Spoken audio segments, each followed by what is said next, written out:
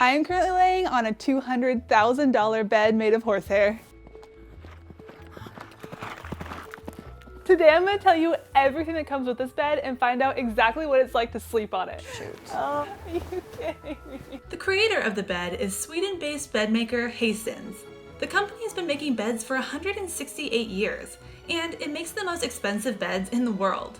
I'm headed to its flagship store in New York City to check out the shop's crown jewel, the Vividis. At home I have a mattress which is just, a Casper mattress. It's about $500 and it's made entirely of foam. Tell me more about horsehair because I've never heard about horsehair being used in a bed before. It's actually our key ingredients in the bed. So we have been using the horsehair since we started for 168 years now. Wow.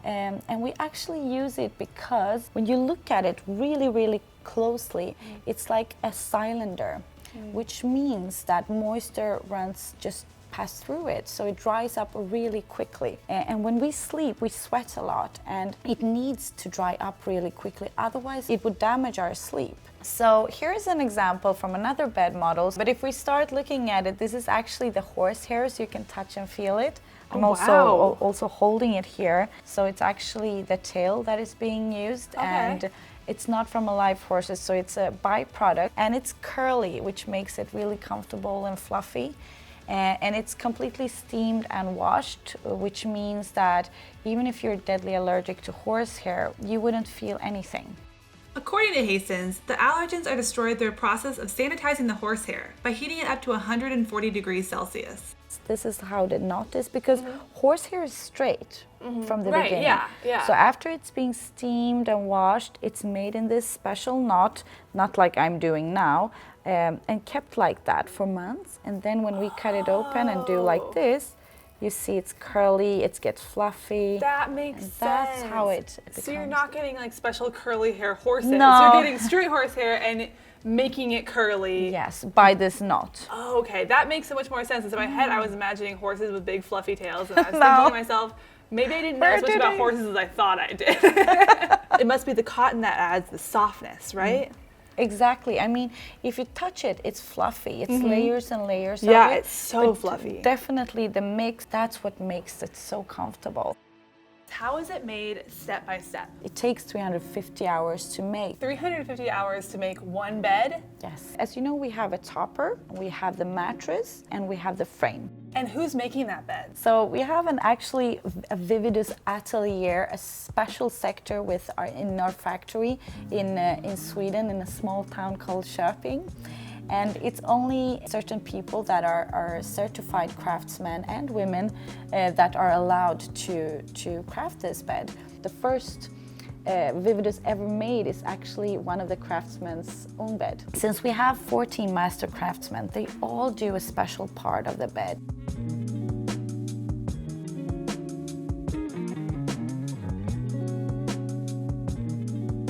For someone interested in purchasing a Vividis, Hastings offers a bed test. So a bed test, it's actually our specialty. We spend so many hours and days educating our staff to actually get to teach the clients on what's the perfect bed for them. As someone with frequent neck pain in the morning, I was curious to see how a $200,000 mattress might feel different on my shoulders and back. In my own research of mattress shopping, I learned that you should be checking for two things: the firmness of the mattress and the way that it feels when you move. During my bed test, I wanted to make sure to check for these two things in the Vividis.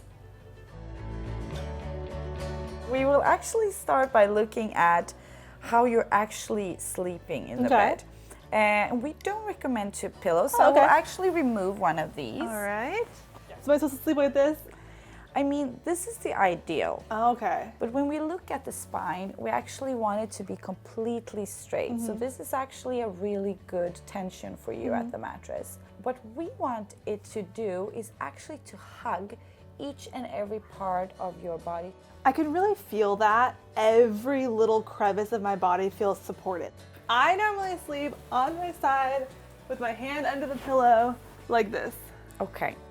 When you sleep that many hours on the shoulder, it's not good if it's getting smashed. That cracked the code. Yes. Every night I go to bed and my shoulder's up here and then I wake up with terrible neck pain, and now I know why. I'm sleeping on too firm of a mattress. Yes, definitely. And I feel like I don't want to move around a lot because I'm feeling, no, I won't want to say sunken in because I have more support than that, but because I just feel so cradled. With a foam mattress at home, I go in and I kind of sink into it, but I'm never finding the right spot. Whereas I feel like I didn't have to find the right spot. So now I'm gonna leave you to experience the bed. The most important step, to just feel it, relax, try to get comfortable. I will tuck you in and get all cozy with our duvets. This is fluffy. really shoot. Oh, are you kidding me? Oh, no, wait, we need to do it. Oh no. But it's okay. Oh my gosh. According to Hastings, the perfect bed allows you to sink into just the right spot. And once you get there, the goal is to feel that the bed keeps you as still as possible. While I took a quick lunchtime nap in the Vividus, I didn't feel like moving an inch.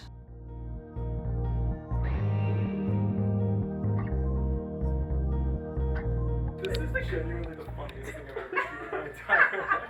This is, without a doubt, the most comfortable I have ever been. Certainly in the middle of my workday, but I think ever in general, the most comfortable I've ever been. I am overwhelmed, but I have to know who actually owns this bed. Like, who gets to sleep in this all the time? We sell more and more for every year. Now we have sold over 1,000 Vividus beds. Wow. So it is a certain clientele, and our clientele that owns this bed has 3 or 4. 3 or 4 of these beds? Yeah, some of them oh do. my gosh. For what do you use through, I guess you have multiple rooms if you can afford one of these. I guess they have really Checks out. big houses and mansions. I was like imagining having one in my own Brooklyn apartment. I'm like, where would I put 3 more? Where would I put on top of each other? So there are a lot of celebrities sleeping in this actual bed. Okay. You know, obviously we're talking about the fact this is a $200,000 bed with a special clientele, but in another way you talk about it being an investment. You know, usually you're supposed to buy a mattress every, 8 years. Is that different? Like if you buy one of these, do you have to buy it every 8 years? No, definitely not. Okay. I mean, we strive for it to last a lifetime. The only thing you should change every 7th or 10th year is the topper. How can you tell when a mattress, not a Hastings mattress, but a mattress in general, how can you tell when it's losing its shape? So what we really don't want happening that we perhaps have heard from clients at other mattresses is the hammock feeling. That usually don't happen in a Hastings, but of course it gets sometimes a little bit with the natural material moving, it needs maintenance. So for us it's really important to always flip the mattress, the mid part of the bed, but also the topper. And not only mattresses, but actually asking your kids, jumping in the bed. We actually have our resellers going out to our clients to massage the Vividus topper. To massage the topper. Yes. And how do they do that? So they roll it and then they jump in the bed. They jump on it? Yes. So you have people come into your house and jump on your Yes. bed? Can we do that? Of Can we try it out? Of course, we recommend everyone to do that in their houses. I jump in mine like crazy. So much fun. I cannot wait to say that I jumped on the fanciest mattress in the world.